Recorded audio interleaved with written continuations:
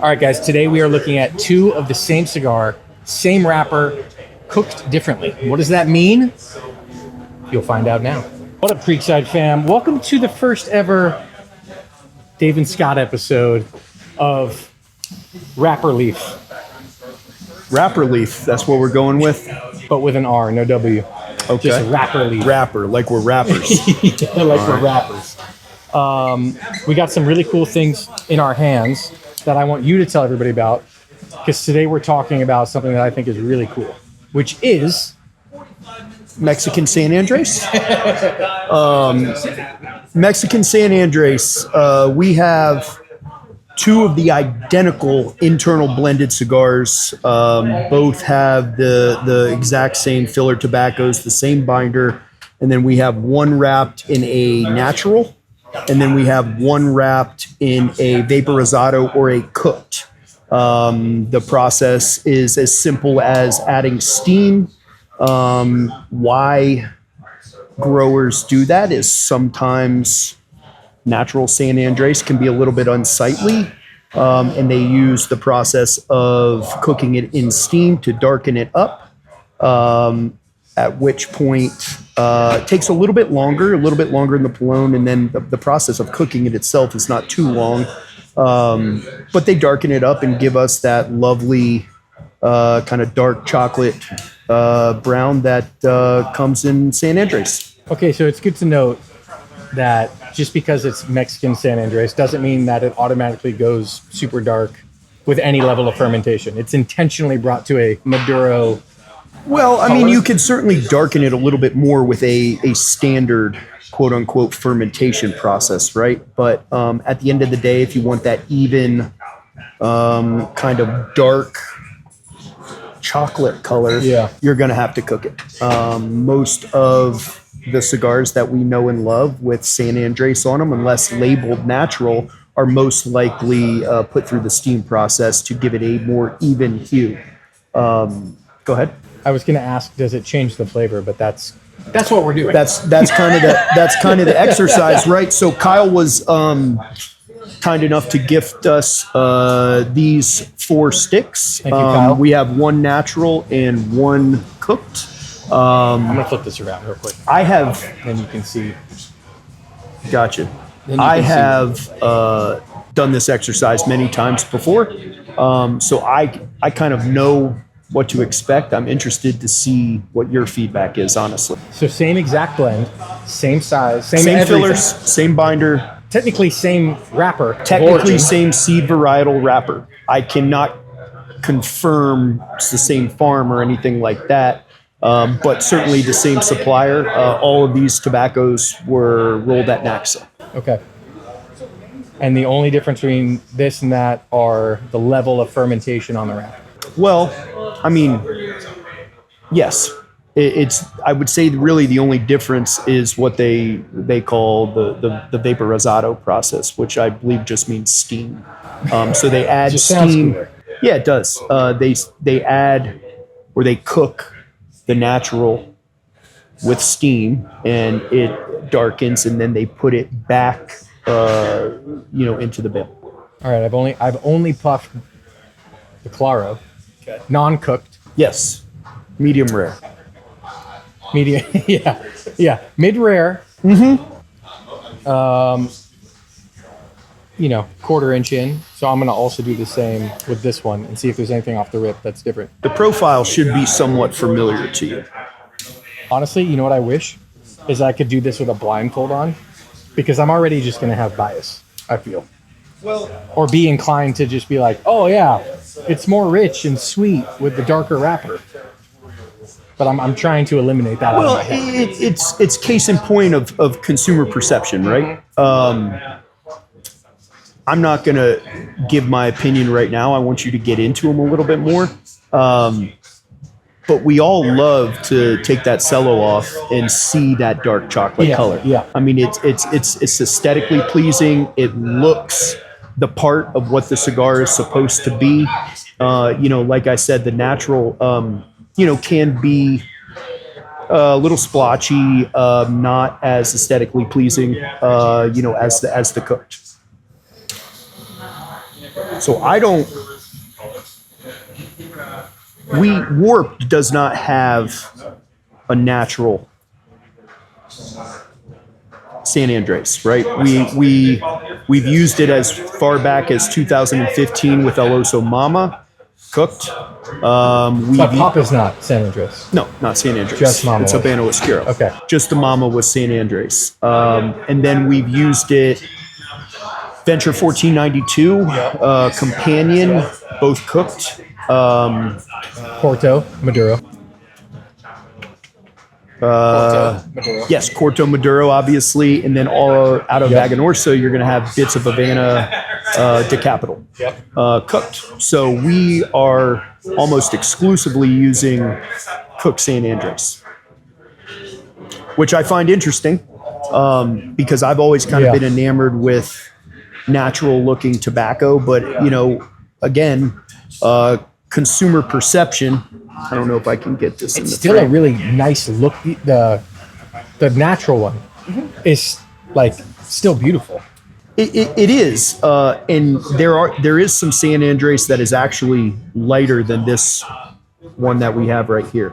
But I would say it's 4 or 5 shades darker on the cooked than. I was going to say 3.5. So that's good. I don't work in halves. But overall, I think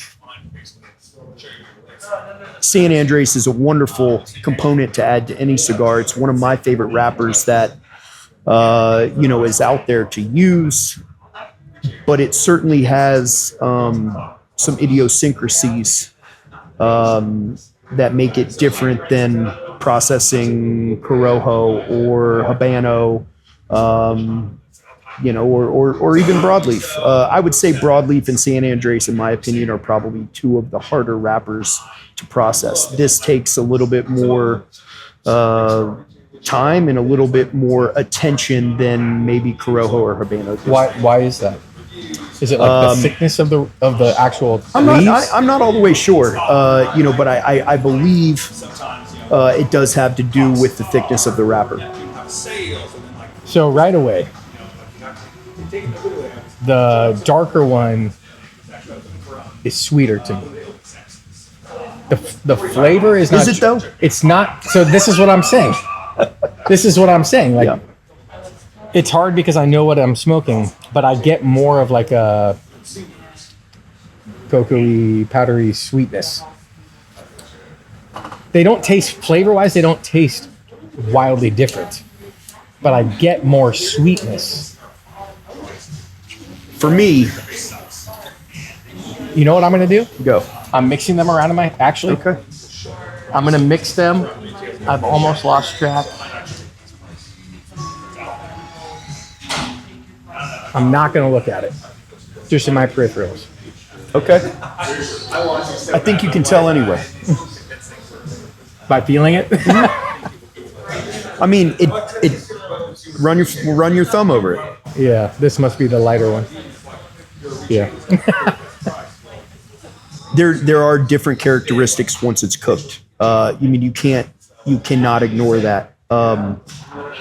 Flavor wise, I think that's the interesting component, right? Because the binder and the filler tobaccos, like we said, are exactly the same. Really, it just comes down to how the wrapper was processed. Right. This wrapper is going to take longer to process than this one. Right. So do we know what happens when you process tobacco longer? The components of said tobacco come out easier. I'm not saying that this one is under-processed by any means. It's not. It's Naxa tobacco. It's as clean as it gets. But the more you sit something down, hypothetically, the better it gets. Yeah. So for me, I personally will take cooked 10 out of 10 times. I like the way it feels. I like how it kind of roughs up a little bit. I like the way like a Corto Maduro looks, so this could or could not be that cigar. Yeah. But at the end, I'll tell you what it is. I don't know. I'm really trying to separate out the bias. It's hard for me. But the cooked one, I at least like it more. But is that in your head, or is it actually flavored? So how often, when Kyle's working on a new project, are you taking the wrapper leaf and looking at different stages of fermentation for it and weighing, like, does this even happen with like Corojo tobaccos? Where like, hey, here's 5 samples, same blends, but different stages of fermentation on all of these 5 wrapper leaves. Does that ever happen, or is it really only with traditional Maduro? No, I mean tobacco's used for Maduro. There's a lot of color variation in Corojo as well, and for him, some people get crazy about color. He is one of those guys. He wants it the shade that he wants it, maybe plus or minus 1 shade. Obviously there's going to be some tolerances in large scale manufacturing, but he certainly gets samples and sends our manufacturing partners yes and no's as it pertains to color. Color. And this is different than like sorting at the end of a production. Yes, absolutely. Like you're always going to have some type of variance. Yeah, I mean, the idea is when you open a box of Corto Maduro, that top row almost be identical. Yep. It's something that happens when you see it, they're all the same, right? We know that there's might be a shade or two, one down, one up in variance within a production run. We have wonderful manufacturing partners that go ahead and sort those out and kind of systematically place the cigars in the box so that the box that you get is all X shade. It's little tricks of the trade that those manufacturing partners know that, again, makes the product pleasing to the eye for the consumer. At the end of the day, it could be pleasing to the eye all you want, but the blend's still got to be good. So we're talking about kind of visual aesthetic where, the internals also matter. It's just not what we happen to be discussing right now. So first of all, maybe second of all, I've already said it first of all, this is delicious. It is. And I love the size. Yes. And like I can tell it's like 52 or 54. But the box press, man, is like, I'm not offended. No. As a small ring gauge guy. I'm like, I actually love it. It just feels great in the hand and in the mouth. If I'm being honest, I'm a 44 to 50 ring gauge guy. Same. Length, I mean, I can go short. I don't love it, but 5.5, 48 is my wheelhouse. 5.5, 46, 546, also great. But this is a little bit bigger than I would normally grab if I'm choosing a cigar for myself. Right. But being a 54 and being slightly box pressed, you can get away with it as it kind of has a mouthfeel of a 52, 50. For sure. But I mean, it's close to a 17 gram cigar, which is chock full of some weight for a 5-inch 54. Yeah. Have you ever smoked, I don't know if this blend or any of the blends you guys do box press in, have you also smoked that same blend, same size in a Parejo? Everyone. Is it like a wild difference? Well, I mean, are you familiar with underfilling box press cigars at the manufacturing level because you're going to press them, and when you press them, it's going to compact the filler tobacco so that you underfill them slightly when they're in the Parejo shape before you press them, right? Right. So comparing kind of apples to apples there is harder, but I have not found a cigar that I love in a box press and don't love in a Parejo. The flavor's the flavor. It becomes preference and mouthfeel. I do believe box press cigars somehow perform with more smoke output sometimes than Parejos do. Yeah. But these are also, just things I've picked up over my decade long at Warped. I don't necessarily know if that's factual for everyone, but it's just, little things I've noticed when I'm smoking box press versus round cigars. Yeah. What do you think? I'm still team cooked. I am team cooked as well. We're an inch into these things, and I'm not saying that the natural is exponentially different. It doesn't have the same finish to me thus far as the cooked does. Little bit more sweetness on the cooked. And again, identical blends, identical internals. The natural tastes a little bit more rustic to me, not as refined as the cooked. The flavor in the cooked one is more prominent. There's like a fruity floral thing that I get in this that the biggest difference is that.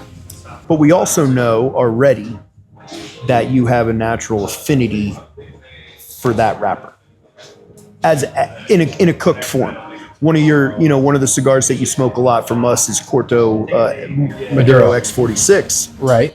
And that is the same wrapper as that. So, you've already... I do, but I also am not, until, I don't know, this year maybe, I didn't smoke many Maduros, San Andres or broadleaf. I generally am a Habano Corojo guy.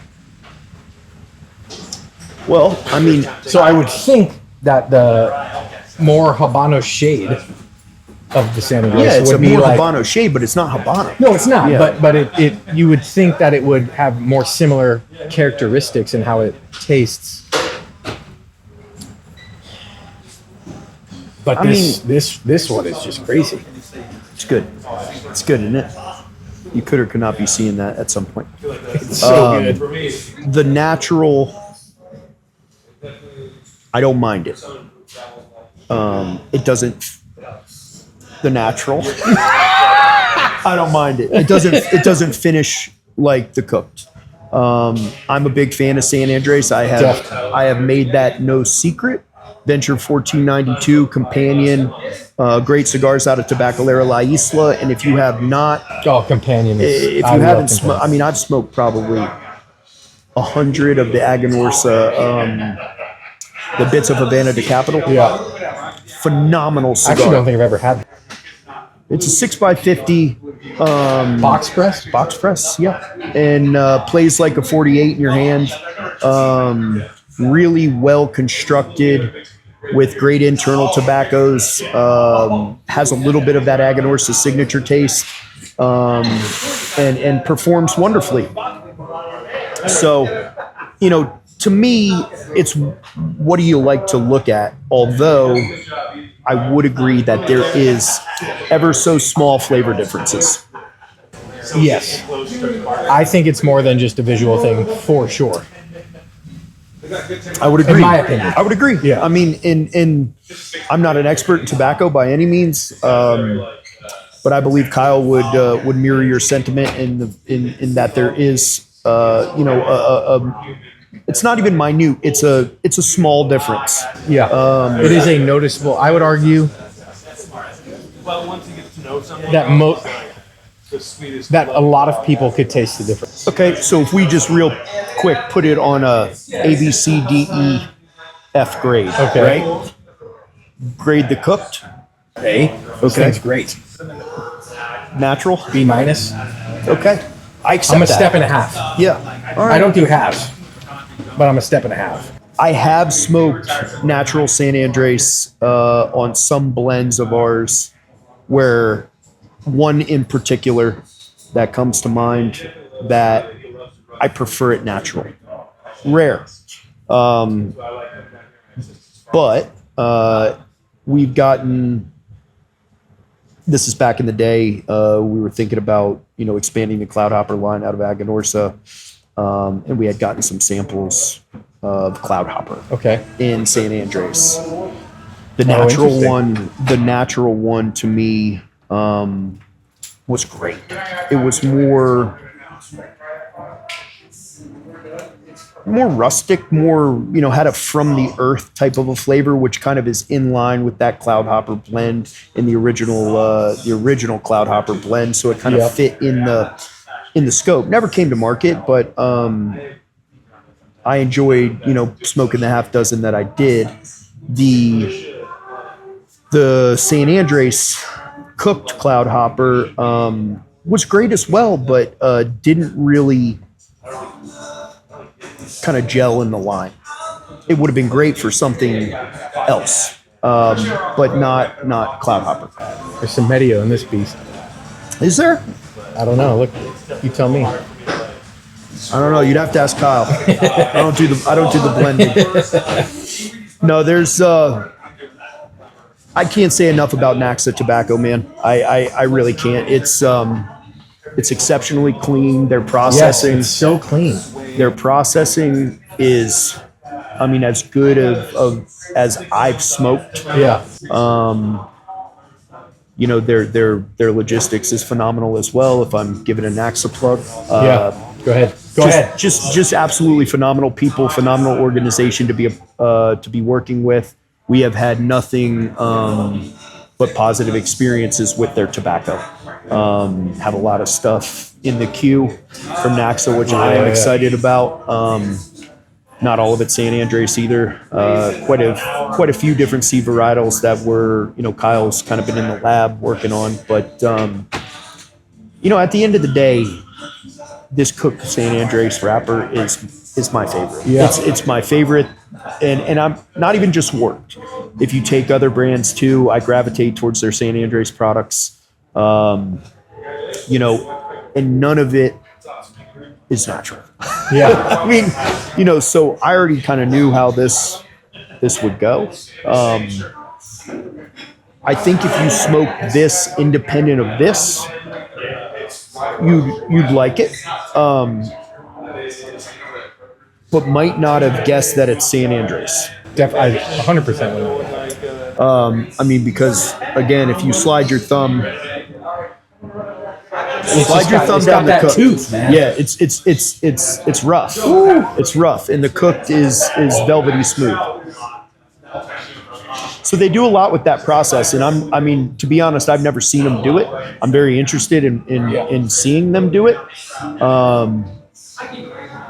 But however they put their magic on this, it just comes out exceptional every time. And then again, aesthetically, you can't beat that dark brown hue. And it looks the same the whole way around the cigar. It does. Dude, the level of depth in this thing, in the cooked, is unreal. It's just like layer and layer and layer. And it has a long finish, but it's still clean.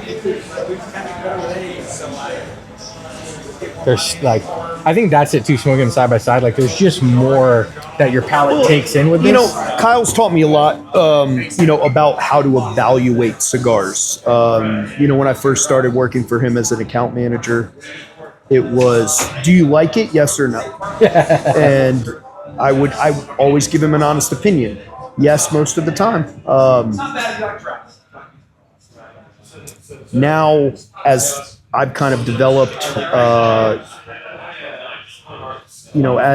and gotten more into the processing elements of tobacco, it's really easy to rattle off wrapper, binder, fillers. Nicaragua, what does that even mean? But I've gotten into regions, and you start talking about, and we've gotten away from Mexican wrapper, but you start talking about Jalapa versus Condega, or Condega versus Esteli, or Ometepe, or, start talking about Honduran tobacco, which you've seen, on the rise of late. You start talking about Ecuador material, Dominican material, African material. I have really bought in and, really started to kind of look at and read about the history of tobacco, kind of understand how it was brought over here and then brought back to Spain, and the whole history of all of it. You look at Cameroon, and then and some of the cigars that have become popular in the Fuente portfolio. Kind of hard to ignore those. There's so many different types of tobacco, they all get processed differently. They all have their little, idiosyncrasies which make them unique and different. You start talking about things like Medio Tiempo and Peladoro and obscure small run tobaccos. Yep. Is it real? Is it not? It absolutely is real. The seed varietals are brought from Cuba. They're grown in a different region. Yep. It is the real deal stuff. So I mean, over the last 5-6 years, I've kind of really tried to educate myself, to stand up in front of a group of guys at an event and be the quote unquote tobacco guy. Am I ever going to know as much as half of these guys that manufacture cigars? No. Yeah. A guy like Kyle might forget more than I know, or Nick, or Eric, or one of those guys that's been blending tobacco for years and years and years and years, Saka, etc. They've forgotten more than I know, but I've really kind of grasped on to the education piece because it's my job to get in your shop, get in your Discord, get in front of consumers and talk about what makes their favorite cigar great, right? And if you don't know what you're talking about, it's a pretty short conversation. Yeah. Toro, Robusto. Which would you like? One lasts an hour and 30 minutes. Made by hand. This cooked one is like building. Like I feel like the flavor is getting bigger and bigger the further it goes down. Yeah, I mean it could or could not be. Got to be backloaded. I don't even know. To be honest, I know what the filler tobaccos are, and I know where they came from. I do not know how it's punched. I'm trying to give this natural its due. I know. I feel bad that it's in there because it is a good cigar. I'm just like enamored by this one. All right. So are you revealing what this said thing is, or we're going to leave it as a mystery? It is Corto Maduro. Oh! And it is a 5x54 box press. Oh, cool. Will be coming out down the line in the cooked version. So it is what it is. Not a shameless plug. I don't know when it's going to come. Production has started on it, but I am very much looking forward to it because the X46 Corto Maduro is absolutely delicious. And when you're talking about a 46 ring versus a 54, the ratio of filler tobacco to wrapper is different. So I'm sure, without even talking to him, that this is weighted slightly different to accommodate for the larger ring gauge, right? But the 46 is over way too quick. It is, but it also starts hot. Like as soon as you light it, you're in that cigar. Whereas this one, it felt like it built slower. Yeah. The 46 doesn't have a lot of time to build. No. You want to almost be in it as soon as you light it. Yeah. Gotten a lot of feedback on that blend and that cigar. All of it positive. Just absolutely stoked to have that in the portfolio and to have that, be a nice complement to Sarto and the Gellis family products, the Absolutos, yes, that are coming out of Naxa. Just to really start rounding the Naxa portfolio out a little bit more has been very rewarding, and then also to see the consumers gravitate, to the new stuff, even with it being core line production. Corto X46 is a lot of guys daily.